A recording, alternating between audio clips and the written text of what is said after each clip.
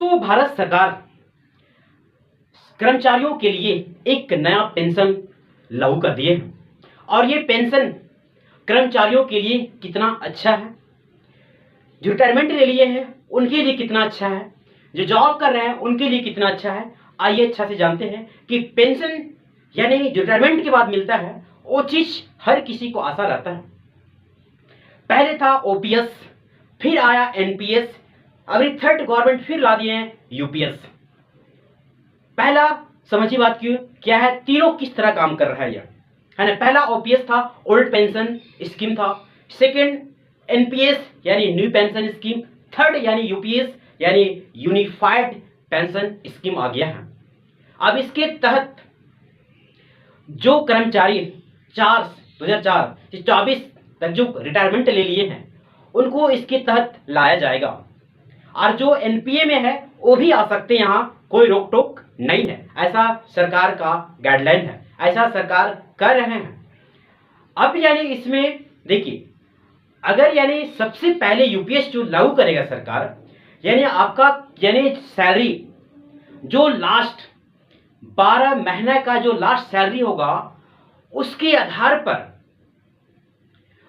50% आपका पेंशन के रूप में गवर्नमेंट देगी।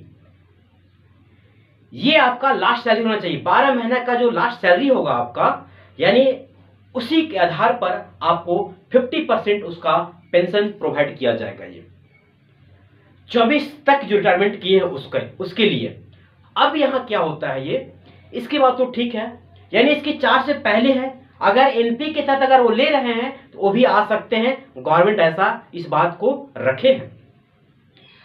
अब इसमें जो आदमी, अब इसमें एक कंडीशन है कि किसको मिलेगा ये, मतलब वैसे कर्मचारी जो 25 साल तक अपना कार्य दे चुके हैं गवर्नमेंट सेक्टर में, चाहे जिस डिपार्टमेंट में है वहां 25 साल तक ले काम कर चुके हैं, उसके लिए उस मतलब अंतिम 12 महीने का सैलरी का 50% जो पेंशन मिलेगा उसी को प्रोवाइड किया जाएगा। अब कुछ ऐसे महान लोग होते हैं कि 10 साल नौकरी किए, 15 साल नौकरी किए, छोड़ दिए, सरकार उनको भी ख्याल रखे हैं। मतलब जो अगर 10 साल नौकरी करके छोड़ देते हैं उसके लिए पेंशन के रूप में 10,000 उसको भी दिया जाएगा। सरकार ये एक अच्छा पहल है। हाँ, इसमें आप एक चीज और इसमें सुनिए कि यदि सरकार कब से लागू करेगा ये 1 अप्रैल 2025 से लागू किया जाएगा, अभी नहीं। अब इसमें ना सरकार पहले था उसमें कुछ बढ़ा दिया गया है, पहले कुछ था, अभी 18.5% और जो कर्मचारियों का 10% था वही है, बढ़ाया नहीं है, यानी अपने तरफ से कुछ बढ़ा करके कर्मचारियों को जो पेंशन है वो दिया जा रहा है, गवर्नमेंट उसको पेंशन प्रोवाइड करेगी। अब यानी इसमें एक बात और है कि यदि अब जो अगर काम करते हैं पेंशनधारी किसी वजह से अगर डेथ कर जाता है, डेथ करने की वजह से उसके परिवार को जो पेंशन के रूप में उसका सैलरी मिल रहा था, वो पेंशन जितना सैलरी था उसका 60% सरकार उसकी फैमिली को देगी।